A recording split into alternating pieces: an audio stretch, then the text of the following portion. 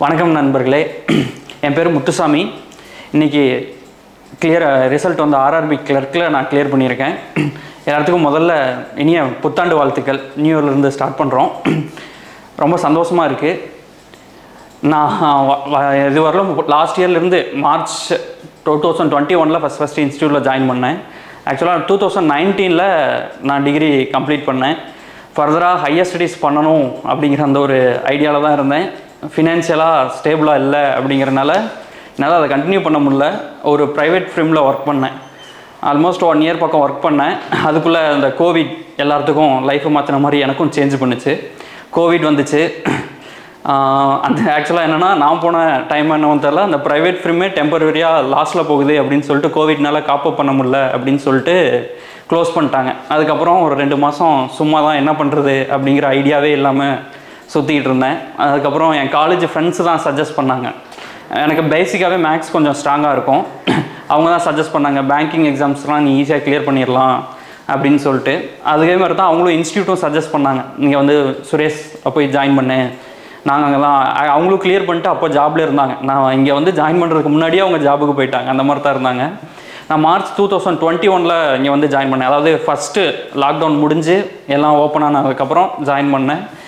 இங்கேயும் அதே மாதிரி தான். நான் வந்து ஜாயின் பண்ணி 1 மாதம் கிளாஸ் அட்டன் பண்ணேன். மறுபடியும் செகண்ட் வேவ் வந்து லாக்டவுன் போட்டு எல்லாத்தையும் மறுபடியும் இன்ஸ்டியூட்டை க்ளோஸ் பண்ண வேண்டிய சூழ்நிலை. எல்லாம் கிளம்பி போயிட்டோம்.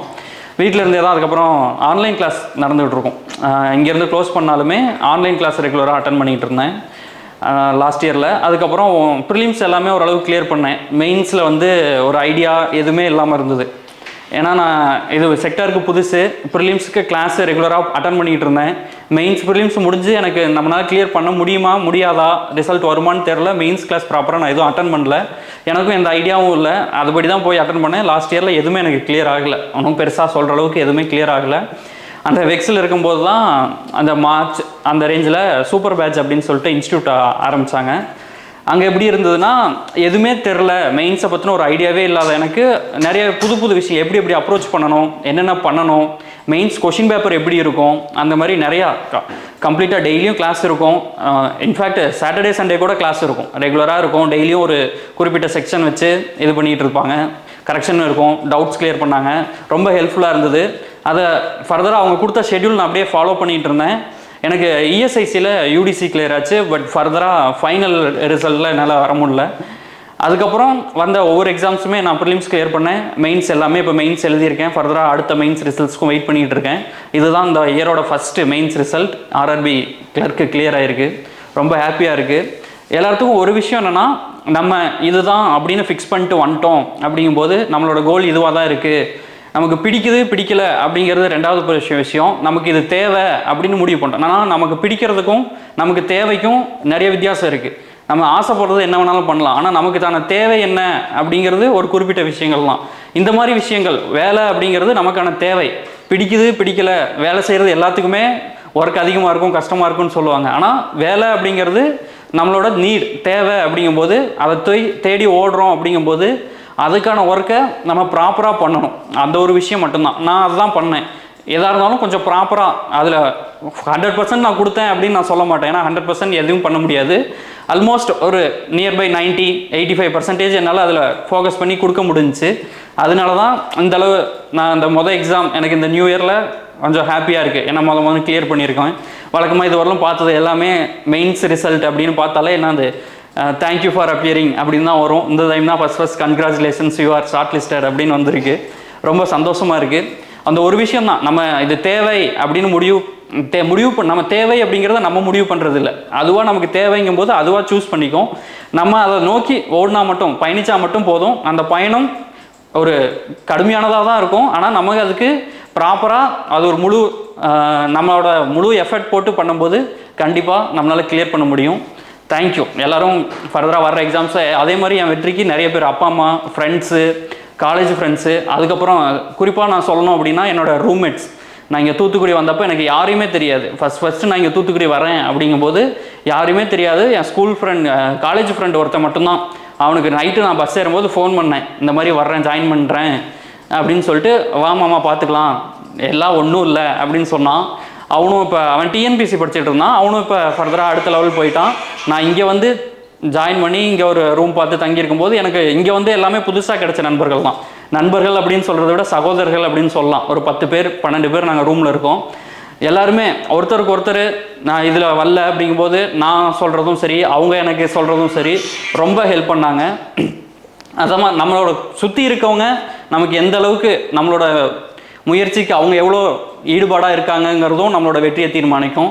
அதனால் சுற்றி இருக்கவங்களையும் நம்மளோட சேர்ந்து ஓட வைக்கணும் அப்படிங்கிறது ஒரு முக்கியமான விஷயம். அவங்களுக்கும் அடுத்து வரப்போகிற ரிசல்ட் எல்லாமே பாசிட்டிவாக வரும்னு நான் நம்புகிறேன். அண்ட் ஒன் மோர், அடுத்து ஃப்யூச்சராக இந்த செக்டாருக்குள்ளே வந்து படிக்கணும் அப்படிங்கிறவங்களுக்கு எல்லாத்துக்குமே ஒவ்வொரு டாபிக் நம்ம கொஞ்சம் ஸ்ட்ராங்காக இருக்கும். அதே மாதிரி ஒவ்வொரு டாபிக் வீக்காகவும் இருக்கும். அப்படிங்கும்போது நான் எப்படி அப்படின்னா எனக்கு மேக்ஸ் கொஞ்சம் ஸ்ட்ராங்காக இருக்கும். மற்ற 2 செக்ஷனுமே ஆவரேஜாக பண்ணுவேன். நான் வந்து ரொம்ப வீக் அப்படின்னு சொல்ல முடியாது, அதே மாதிரி ரொம்ப ஸ்ட்ராங் அப்படின்னு சொல்ல முடியாது. அதாவது நம்ம இப்போ பேங்கிங் படிக்கிற எல்லாத்துக்குமே தெரியும், ரீசனிங், குவான்ஸ், இங்கிலீஷ், அது 3 தான் மேஜரான டாபிக். அப்படிங்கும்போது நம்ம 3ல் ஏதோ ஒன்று இது வீக் அப்படின்னு சொல்லாத அளவுக்கு இருந்துக்கணும். 3லையுமே ஆவரேஜாக பண்ணணும். இல்லைனா ஒரு ஸ்பெசிஃபிக் டாபிக் நம்ம ஸ்ட்ராங் சூட்டாக இருக்கும், ரிமைனிங் 2 வீக்குன்னு சொல்லாத அளவுக்கு ஆவரேஜாக ஸ்கோர் பண்ணுற மாதிரி நம்ம பண்ணோம் அப்படின்னா தான் நம்ம ஃபர்தராக இருக்க காம்படிஷனில் ஃபர்தராக டெவலப் பண்ண முடியும். இது ஒரு வீக், இந்த செக்ஷன் எனக்கு வீக்காக இருக்குது அப்படின்னா ஸ்பெசிஃபிக்காக நம்ம இந்த செக்ஷனை கம்பேர் பண்ணும்போது அதுக்கு டைம் கொஞ்சம் அதிகமாக ஸ்பெண்ட் பண்ணி எதனால நமக்கு அது வரல, என்னென்ன தெரியலை அப்படின்னு நம்ம கொஞ்சம் இண்டிவிஜுவலாக அதை அனலைஸ் பண்ணி, அது தெரிஞ்சவங்க நிறைய பேர் இப்போ இன்ஸ்டியூட்டில் அதுக்கான தனித்தனியாக ஸ்டாஃப்ஸ் மென்டார்ஸ் இருக்காங்க. நம்ம அங்கே போய் கேட்கலாம். இல்லை ராஜா சார் நீங்கள் எப்போ கேட்டிங்கனாலும் அவர் என்ன வேணாலும் சொல்லுவார். என்ன டவுட்ஸ் இருக்குது அப்படிங்கும்போது எப்போ வேணாலும் அவர்கிட்ட கேட்கலாம். அப்படிங்கும்போது நம்ம இது வரல, இது நமக்கு தெரியலை அப்படிங்கும்போது அதை தெரிஞ்சுக்கணும். எனக்கு இந்த ஒரு ஸ்பெசிஃபிக் டாபிக் வரல அப்படின்னு சொல்லிட்டு நம்ம வரல அப்படின்னு சொல்லும்போது நம்மளே ஏமாற்றிக்கிறோமே தவிர வேறு யாரையும் நம்ம எதுவும் பண்ண போகிறதில்ல. நம்மளால அவங்களுக்கு தான் பெனிஃபிட். நமக்கு இது வரல அப்படிங்கும்போது எக்ஸாமில் அந்த கொஸ்டின் வருதுன்னா நம்மளோட காம்படிட்டராக இருக்கவங்களுக்கு அது தெரிஞ்சதுன்னா அது அவங்களுக்கு தான் ப்ளஸ்ஸே தவிர நமக்கு எதுவுமே கிடையாது. வரல அப்படின்னு சொல்லி தன்னைத்தானே நம்ம ஏமாற்றிக்கிட்டு இருக்கோம் அப்படின்னு அர்த்தம். அப்படிங்கும்போது இது எனக்கு வராது அப்படின்னு நம்ம எதையும் ஃபஸ்ட்டு மனசளவில் நினைக்கவே கூடாது. ஏன்னா நம்ம இதாகவே வராது அப்படின்னு நினைக்கும் போது தான் அது நமக்கு கண்டிப்பாக வரவே வராது. நம்ம மைண்டில் அதை பற்றி யோசிக்காமல் இது எனக்கு என்னால் போட முடியும் அப்படிங்கிற அந்த ஒரு நம்பிக்கையோடு நம்ம போட்டோம் அப்படின்னா கண்டிப்பாக நம்மளால் ஜெயிக்க முடியும். கரெக்டாக ப்ராப்பராக அந்த ஒரு செக்டர்ஸை ஃபாலோ பண்ணோம் அப்படின்னா கஷ்டம், வேகன்சி கம்மியாக இருக்குது அந்த மாதிரிலாம் எதுவுமே கிடையாது. பேங்கிங் செக்டர் வந்து எப்பயுமே எவர்கிரீன் க்ரோத் ஆகிக்கிட்டே இருக்க போகிற செக்டர் தான். அப்படிங்கும்போது வேகன்சிஸ் கண்டிப்பாக வரும். அவங்க சொல்கிறாங்க, ரூமில் இருக்கவங்க இப்படி சொன்னாங்க, இதில் வேகன்ட்டே வராது, இந்த வருஷத்தோடு எல்லாம் முடிஞ்சு போச்சு, அந்த மாதிரிலாம் எதுவுமே கிடையாது. ஒவ்வொரு டைமும் நம்ம ஒவ்வொரு வருஷமும் அதே தான் சொல்லிக்கிட்டு இருக்காங்க. நம்ம எடுத்து பார்த்தோம்னா ஒவ்வொரு வருடமும் அதிகமான கால்ஃபர் வந்துக்கிட்டே தான் இருக்குது, வேகன்சிஸ் இன்க்ரீஸ் ஆகிக்கிட்டே தான் இருக்குது. அப்படிங்கும்போது அதை பற்றியெல்லாம் எதுவும் அவங்க சொல்கிறாங்க இவங்க சொல்கிறாங்க அந்த நெகட்டிவ் அந்த தாட்ஸுக்கெலாம் இடம் கொடுக்காமல் நம்ம இதுதான் நம்ம பண்ண போகிறோம் அப்படின்னு ஒரு பெர்ஃபெக்ட் பிளான் இல்லைனாலுமே நம்ம இதுக்குள்ளே வந்ததுக்கப்புறம் ஒரு பெர்ஃபெக்டான பிளானை ரெடி பண்ணிக்கிட்டோம்னா கண்டிப்பாக நம்மளால் கிளியர் பண்ண முடியும்.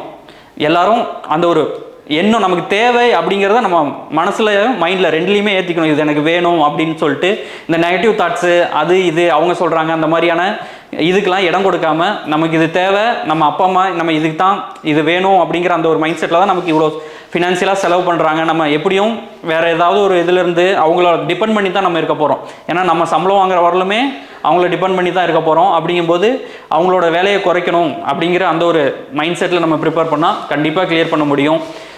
எல்லோரும் கிளியர் பண்ணுவீங்க அப்படின்னு நம்புகிறேன். தேங்க்யூ. All the best.